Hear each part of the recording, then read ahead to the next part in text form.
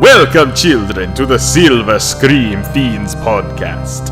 Prepare yourself for some killer kino, some spooky cinema, and plenty of tales of terror. Relax, grab a drink, make yourself at home, and listen to another evil episode. And hopefully, you'll make it out alive.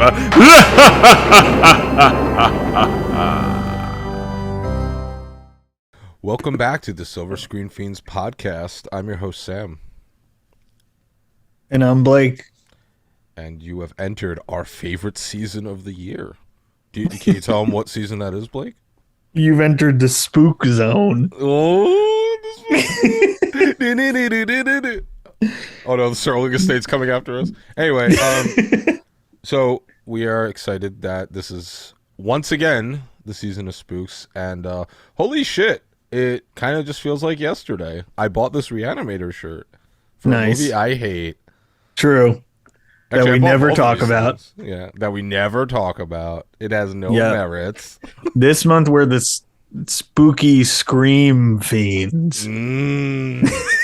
Spooky Scream Fiends. I like it. Slither Scream Fiends.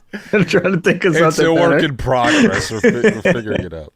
But anyway, we're excited to kick this off with our first episode in our monthly block, which is going to be entirely dedicated to Trick or Treat. No, not the activity, silly goose, the movie. But before we get into that, Blake, even though I know you hate movies, have you decided to torture yourself and watch one recently? Let's see. What have I watched? I feel like I've just been rewatching a lot lately. I haven't watched anything new in a while.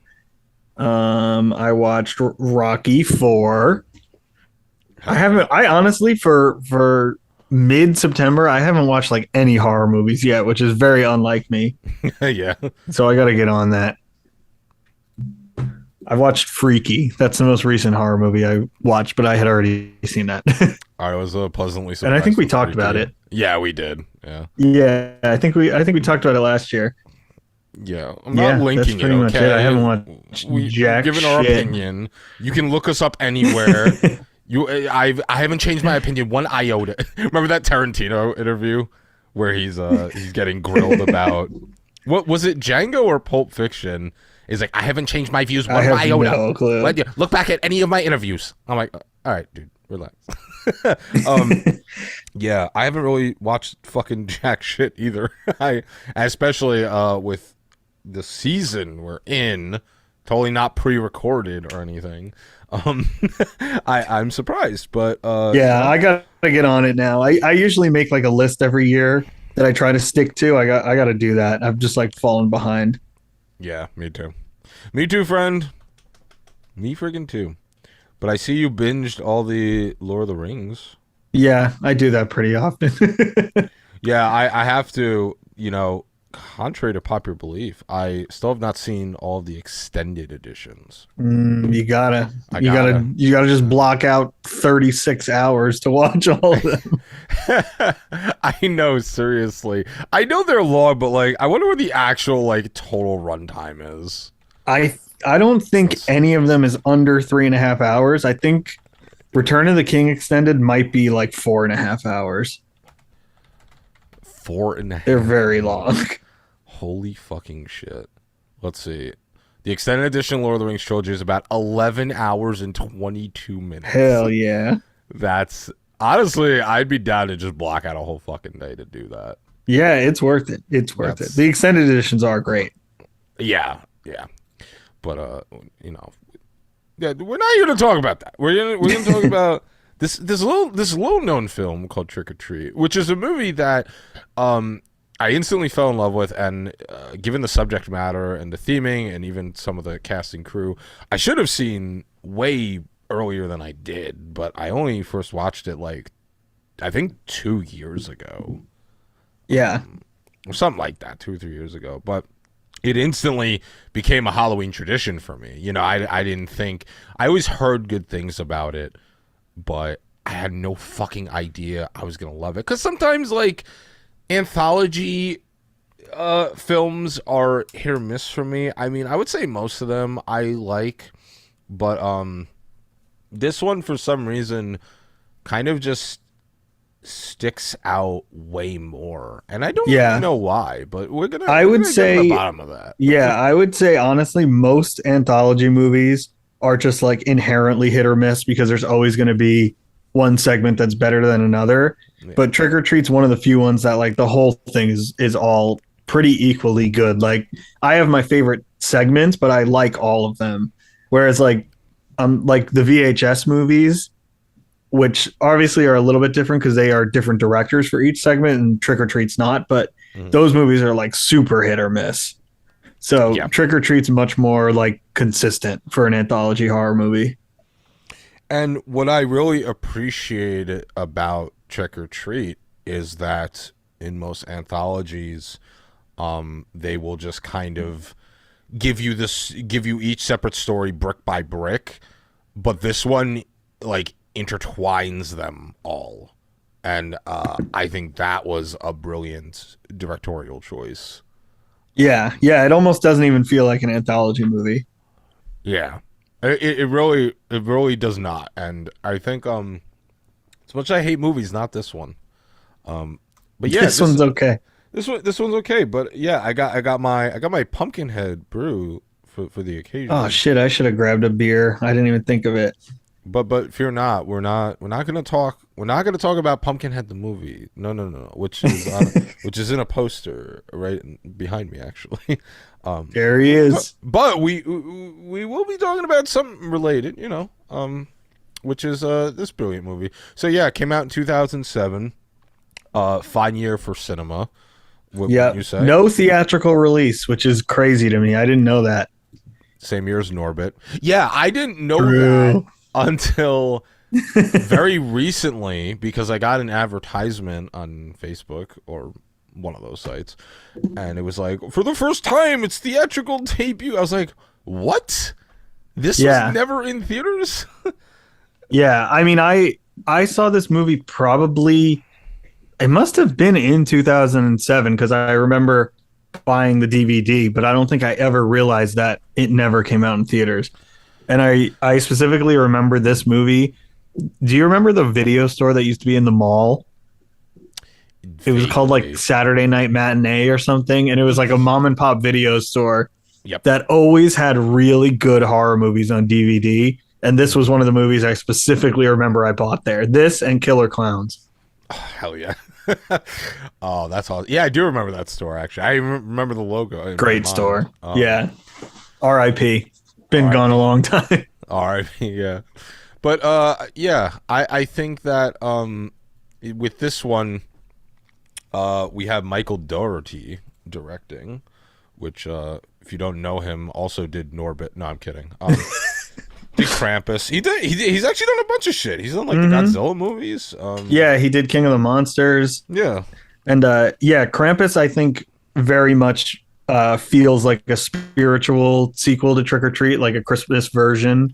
It's not an anthology, but like since it's also the same director, it's very much the same like vibe. Can I admit something that's going to piss you off? Have you not seen Krampus, or did you not like Krampus? I still haven't seen it. I don't know what's wrong with me. I think I might have talked about it last year, but they released like an extended cut last year, and if you're thinking about buying the extended cut and you're not sure if you already own the regular cut, the extended cut is not worth buying. For Krampus, I mean, not Trick or Treat, but yeah, I watched it and I don't even know what they added. I couldn't even tell what like was additional footage or whatever. But either way, I do love Krampus. We should watch it around Christmas this year. I definitely it'd be a nice like transition. It's a good like November 1st movie, like right after Halloween season. Yeah, get you out of it a little bit, but still. Nice. Mm-hmm. Yeah, but speaking of dope releases, I love the Trick or Treat Blu-ray that got released. I'll put a picture up. Perfect for our audio listeners. It comes with a really cool poster too. It's like all blown up. It's got Sam on it, and not me. The little kid with the fucking It's burlap got sack. you. He's got It's the got you on jagged, with the jagged lolly. No, but the artwork is so dope for the cover of this, and it's just a shame that it's Shout Factory because they really piss me off sometimes. No, they're okay. Scream Factory, to get specific. But anyway, I guess at some point we'll talk about the movie. So Michael Dougherty directed, and we got a few stars, but most notably Brian Cox, who is and he's great in this movie. He is phenomenal, and this is actually one of my favorite performances by him. Like unironically, between this and Super Troopers, like, are two of my favorite roles of his. Which, it's really funny. One of the trivia I read is apparently they based his character in this on John Carpenter. Really? Yeah, which once you know that and like rewatch it, you're like, he is kind of like John Carpenter, because John Carpenter is notoriously like grumpy. He's not like a dick or anything, but he's just like notoriously a grumpy old man. So I think it's kind of like a tongue-in-cheek like parody of John Carpenter is that character. Man, relatable. But it's but yeah, so like no doubt anyone who's heard of this movie knows that iconic little kid with the burlap sack and the jagged lolly. His name is Sam, which I love.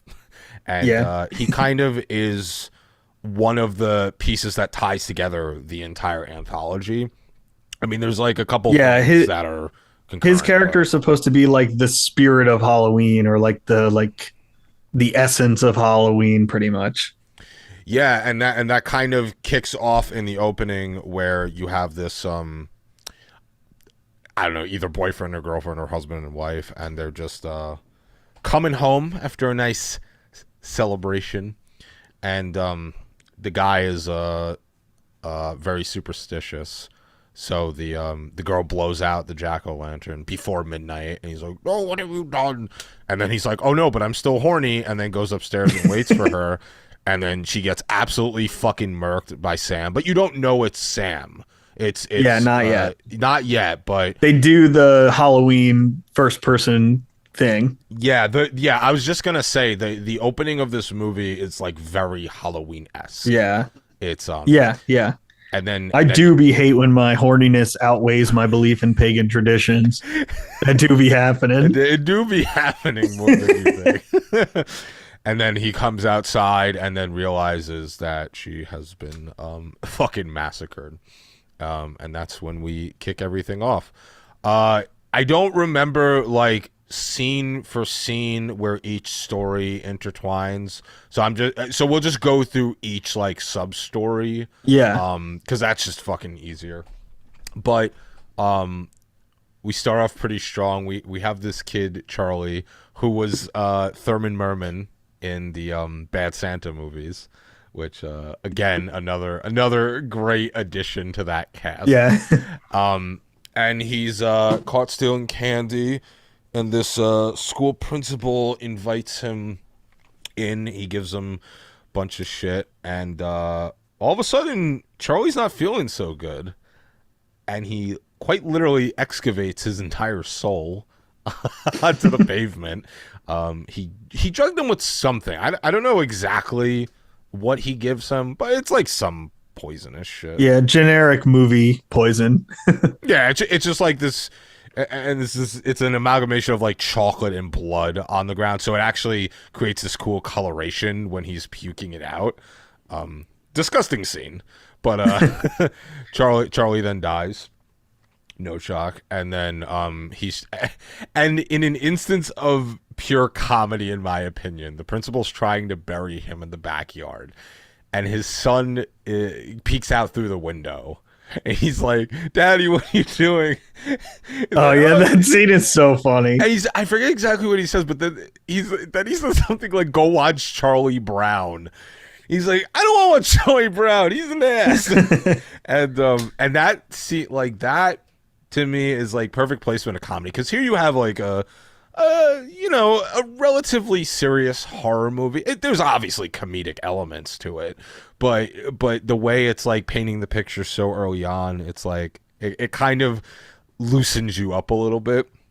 Yeah, I would say like this movie Yeah, this movie is such a good Halloween movie, I think, because it kind of like perfectly embodies the like blend of horror and comedy that is kind of like inherent in the holiday of Halloween, if that Yeah. makes any sense. Like it's not super, super dark and it's not super, super funny, but it's just like a good combination. Yeah, and I think that a lot of the comedic element comes from the irony of all the situations in this movie, because we have the son peeking out the window to see what his dad is doing, and he's like burying a fucking kid he just killed.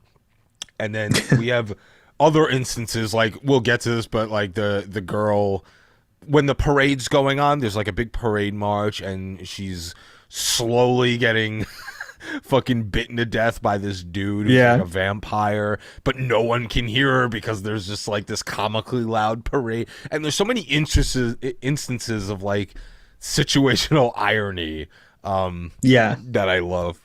And But one thing yeah, I also like a lot is you can, if you like, especially on rewatches, pretty much every segment you get like glimpses of the other segments like in the background or something. Like the characters will overlap, or like you'll see somebody like walk by or something that you then later realize like, oh, that's from this segment happening at the same time, which is pretty cool. Cool, like continuity.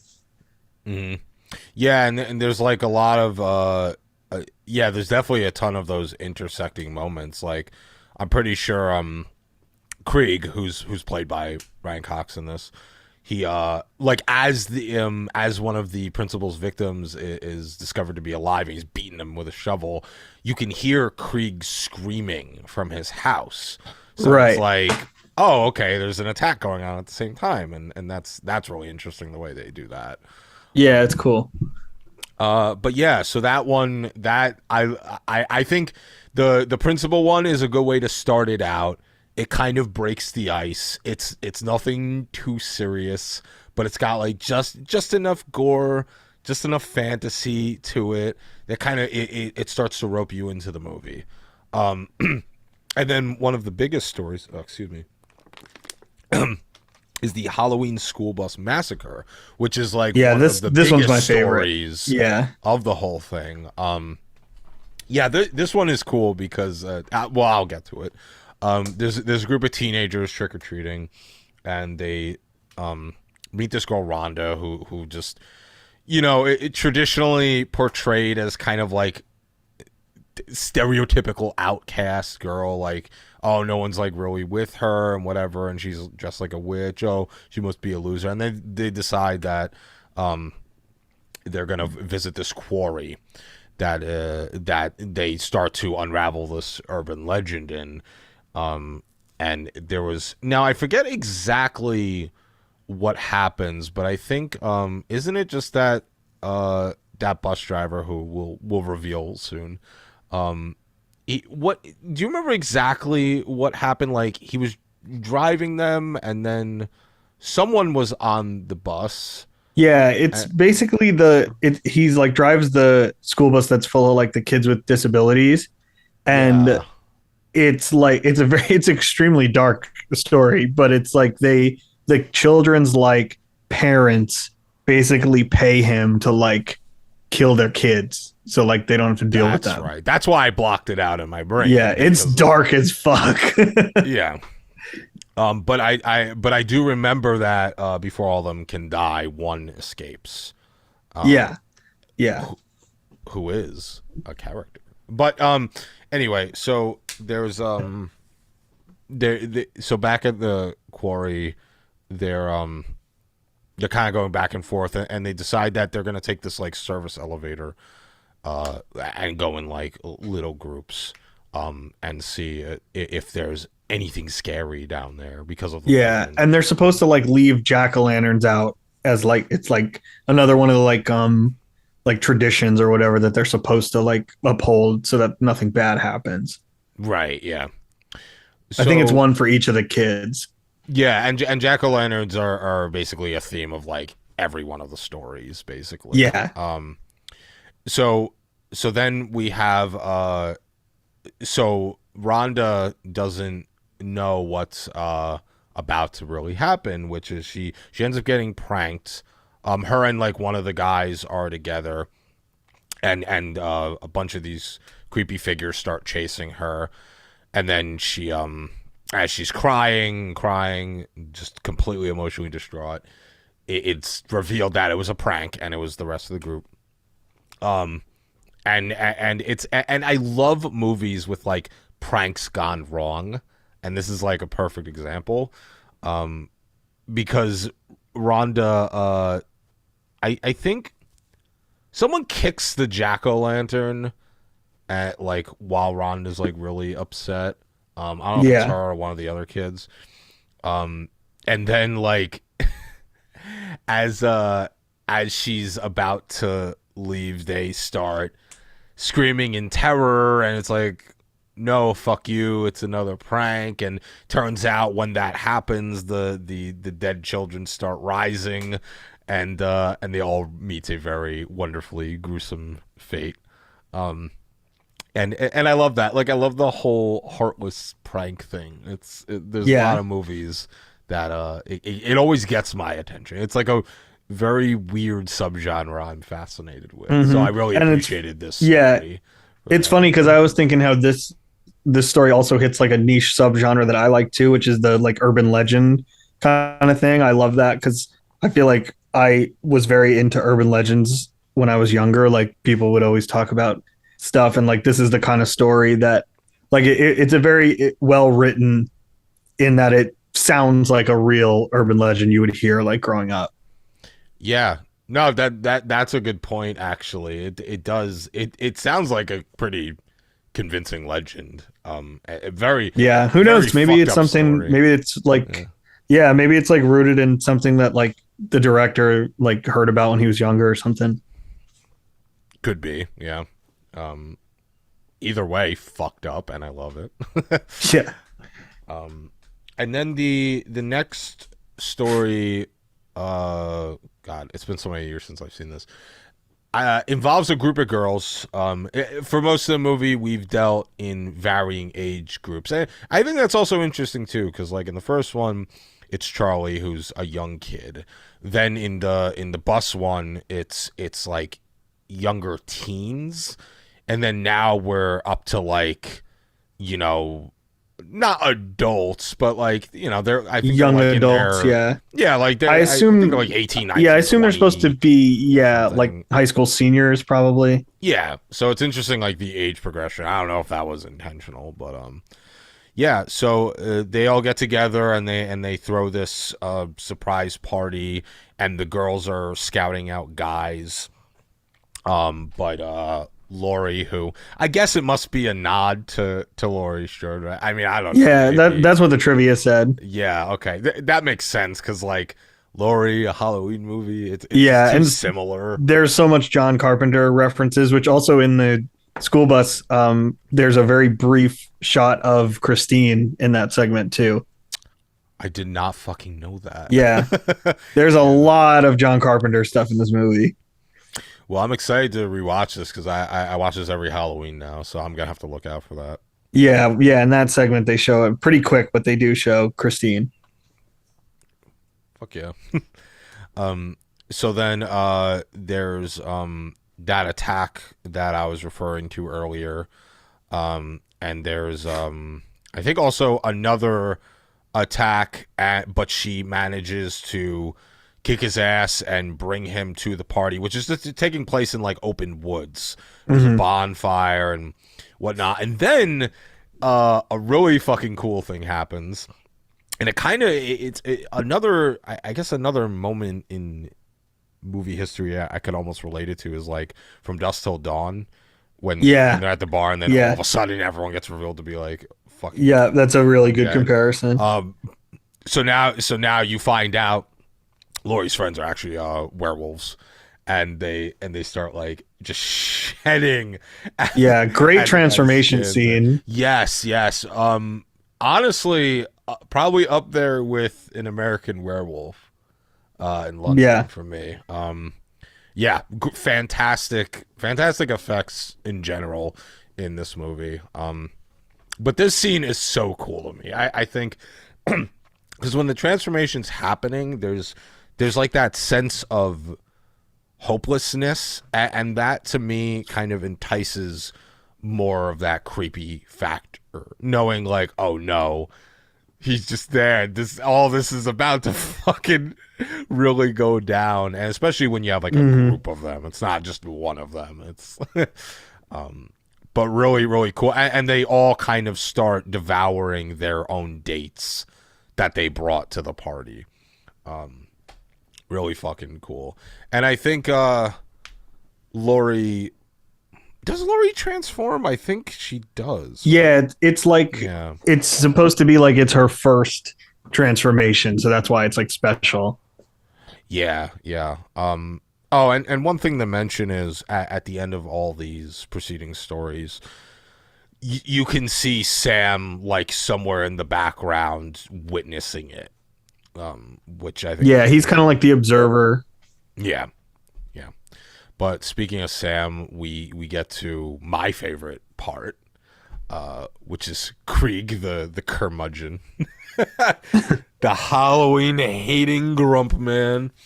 And he starts off typical, almost Grinchy, right? Because he's just scaring kids off and wants nothing to do with the holiday. So Grinchy, very Grinchy to me.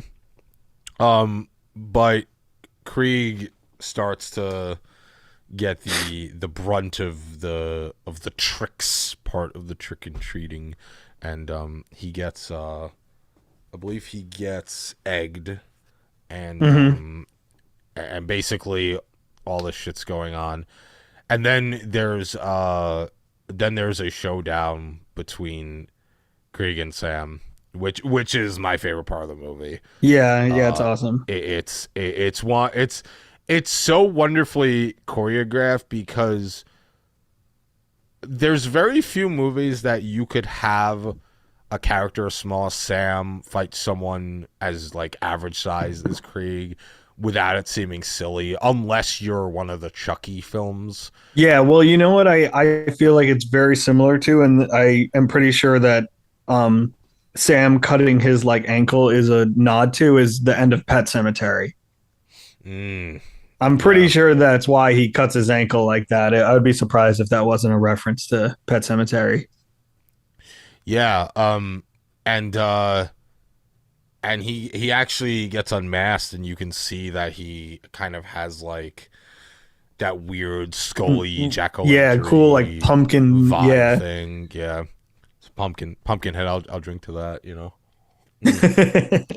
But then Krieg decides to be a complete fucking badass and whip out his boomstick and start shooting at him, and you could just see like pumpkin seeds and shit like coming at him. Yeah, it's awesome how they do the gore. Yeah, they do the gore with like pumpkin like guts. Yeah, and again, it's like it has that element of comedy, but it's keeping it real in the realm of what's going on. So that's detail like that seems insignificant, but means a lot to me. You know, that's fun. They didn't have to do that, but they did that. And then obviously Sam is proving very difficult to kill because he is not of this mortal coil. Yeah. And there's a part where like he has Krieg cornered, but he doesn't quite kill him. He just impales this candy bar into his lap, which like signifies the tradition of handing out candy, right? Which again is very interesting. Like there's a lot of really small intelligent details in the movie that like ties it together. Yeah. But Krieg does survive the attack, and you actually find out that he was the driver from that school bus massacre. Yeah, and he was burning the photos, which is interesting too. Yeah, so you can tell like because he lives by his lonesome, he's a curmudgeon. But once you find out he's the driver, it makes sense. It's like because the school bus massacre took place on Halloween, so that's why he hates Halloween so much. Right. It's like, okay, that's I totally get it now, dude. Like you have a reason to not like this day. But yeah, Krieg decides to begin to embrace Halloween again, and he's giving out candy. He's looking at the street and all the rest of the traditions going on, and like some of the other characters like come into frame, and you could see like what's going on with them. I don't remember exactly what happens, and I'm not sure there. I forget what the very final scene is, but I remember it being. Well, I know it shows that now we're back at like the beginning of the movie because it shows the like intro sequence where the couple is coming home is across the street happening right after this. So it's like the movie kind of like loops back around to the beginning pretty much. Mm-hmm. And then yeah, the last scene is he opens the door for trick-or-treaters and it's the zombie kids from the school bus. That's right. Okay, yeah. That's it. It was fucking killing me because I'm like I was like I remember this, but I don't like. Yeah, that was a really cool ending. It ties it all together. Yeah. But yeah, I really am interested to know what, because they announced the sequel a long time ago. Yeah, like years ago. But I read something that it has to do with this movie is made by Legendary, and I think there was some kind of like change in like the higher ups there right after they like confirmed that sequel, and so it kind of got like shelved, I guess. Oh, okay, so it's just not gonna happen. I don't know. It seems like it's kind of like in development hell right now. Yeah, because I haven't heard anything since that announcement. Yeah, they announced the sequel almost 10 years ago, so yeah, I don't know at this point. The thing is like I feel like the movie is more popular now than it's ever been, which is why it's getting a theatrical run finally. Oh yeah. So I wouldn't be surprised if that like conversation starts to happen again about a sequel.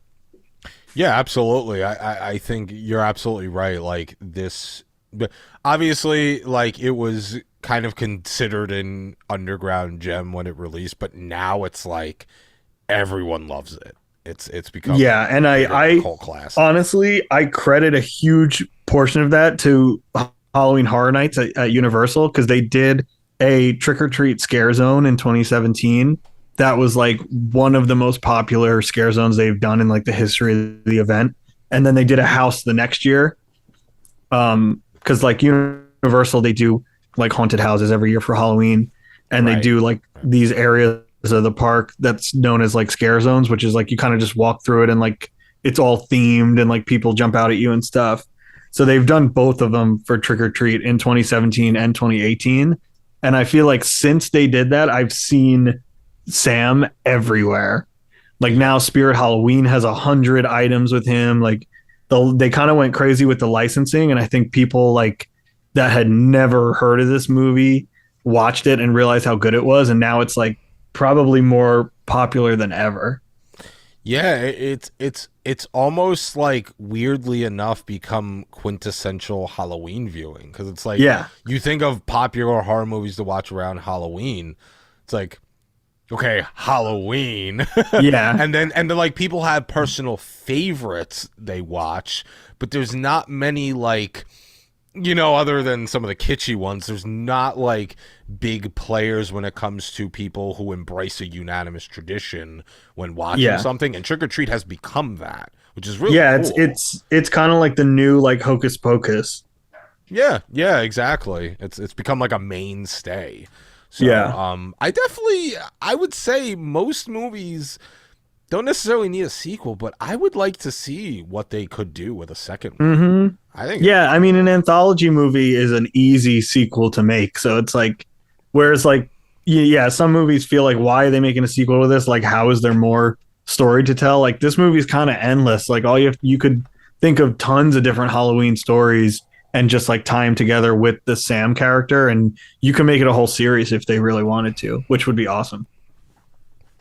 Yeah, I think it could definitely work. So, interestingly enough, I decided to check on some trivia. And apparently, there were 18 drafts of the script. Damn. But one of the biggest themes would be like a different stage of someone's experience with Halloween. Like that was like the most common occurrence in them. But 18 drafts. Holy shit, that's fucking. I know there was an animated short film too, but like that was before they had made this. There was like an animated short film that featured Sam. Yes, and then they obviously expanded it into the full movie. Yes, it is called Season's Greetings. Yeah, I have not seen it. I've never seen. Yeah, I want to say it's on the Blu-ray or something, but I have not watched it. That'd be cool, yeah. Probably Scream Factory, hopefully, with all the shipping shit they give me. Imagine they named the movie this Season's Greetings 2. How bad would that be? Season's Greetings. Yeah. Season's Greeting is not a good name because it sounds like it's a Christmas movie. It does. Like yeah. I get that it's supposed to be like a play on that, but that is not a good name. But this movie also has a pretty crazy cast when you look at it. Like there's a lot of recognizable people in this movie. Yeah. Because you have Anna Paquin, who I think this must have been like a little bit before, or no, because this was after X-Men. So she was a pretty big actress at the time. And I'm surprised that she was in this. Well, it's. I mean, it could just be the relationship with the director. Yeah, maybe that could be it. But yeah. Interestingly enough, I just read that the quarry was originally supposed to be a pumpkin patch, and I don't know if I would have liked that. I think that would have been too expected. Yeah, I think the quarry's cooler because I like that they're like waterlogged corpses. I think it's a little bit more interesting. Yeah, pumpkin patch is almost like too on the nose. Too on the nose. And you also wouldn't have had the service elevator because how would you have that in a fucking pumpkin patch? Yeah. Yeah. Oh my god, some of these are there's a lot of fun facts for this movie. The editing of the film was described as a brutal process and hell. Honestly, that does not surprise me. Like I said, the continuity is pretty spot on, which I would imagine is editing hell. Yeah, sure. But they nailed it. I mean, they did a good job. Yeah, especially with an anthology. Like you really have to, if you're intertwining it, you gotta know what the fuck you're doing. Yeah. I wonder if he has any upcoming projects, the director. Oh, Doherty? Because now he's done a few. He did the Godzilla movie, but I don't know if he's done it. If he's directed anything since then. Let me look. I wonder if he's signed on. Is he signed on for like the new one coming out or no? Let's see. Yeah, right. As of right now, on his IMDb, the last thing he directed was King of the Monsters, and the next thing on it is Trick or Treat 2.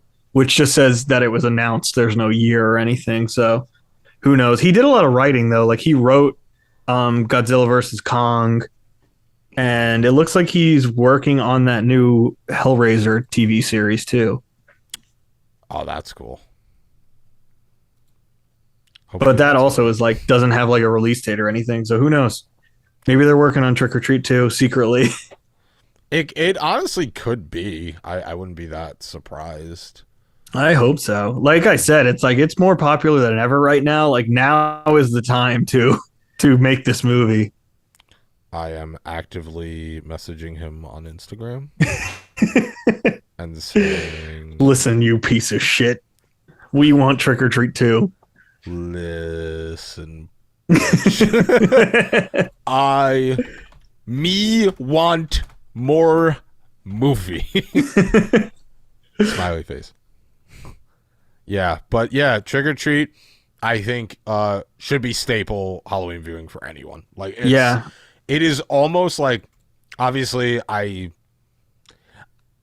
won't say it's a perfect movie, but I don't really think there's a lot of movies that come to this caliber. Yeah, and I don't think there's a lot that really like capture the spirit of Halloween, at least like what like clicks with me at least. This movie just like nails it. It nails like the feeling, it nails the whole like atmosphere of Halloween in a way that a lot of Halloween movies try to and don't necessarily succeed. Yeah. Yeah, no, that's a perfect point. Capturing the spirit of a movie around that holiday is very fundamentally important, and it definitely hits all the nails on the Yeah. head. I'm upset because I think I'm going to be actually at Halloween Horror Nights when they do the theatrical release. So I don't think I'm going to be able to see it, but I will definitely be watching it at home this year. Oh, for sure, yeah. I wonder what the box office will look like for that. Yeah, that'll be interesting. I do want to see, unrelated, but they're doing a Poltergeist 40th anniversary around Halloween this year in theaters, which I've never seen that on a big screen, so I definitely am going to go to that. Is that a Fathom event? Yeah. Okay. Cool. Yeah. Do that. Yeah, I think Trick or Treat is only showing at Regal theaters, not AMC, which I don't even know where there is one around here, but yeah, so if you do want to go see it, yeah, I know. Yeah. Oh God. Yeah, that would be fun. This is the type of movie that would be great with an audience for sure. Mm-hmm. Mm-hmm. That's crazy. I wonder why it didn't have a theatrical run. Maybe like money. I don't know. It seems like it was just kind of like they didn't have a lot of like faith in it, because I guess I'm trying to think of what other movies were like horror movies were coming out in 2007 that like it must have not been a very good year for horror movies. Well, you know what they probably figured? Oh my God, no movie can stack up against Norbit. Well, you know what actually came out that year? The Rob Zombie Halloween. Maybe that's why. Oh, because that would have probably been in theaters at the same time. Yeah. And maybe they felt like they just couldn't compete and like didn't have enough money to like push out a theatrical release against that. So that would make sense to me. Yeah, I could see that. Yeah, that's nothing new to the industry. Yeah. But either way, Trick or Treat, 100% recommend. Yeah, I'm definitely going to be watching it multiple times this year. Yeah, hell yeah. Well, I think we pretty much covered the full gamut, unless there's anything else you wanted to touch on. No, I think that's it. Yeah, well, we hope you enjoyed this little one-off and an excellent beginning into our season of Spoopy. But this has been Sam. This is Blake on Silver Scream Fiends. And make sure to unsubscribe and not listen. And slither around a lot. And maybe come watch a movie with us in our Discord. But yeah. We'll have details of that posted. But anyway, all right. Have a good one. And don't get spooked. Trick or treat. I'm just kidding. You'll get scared. Boo!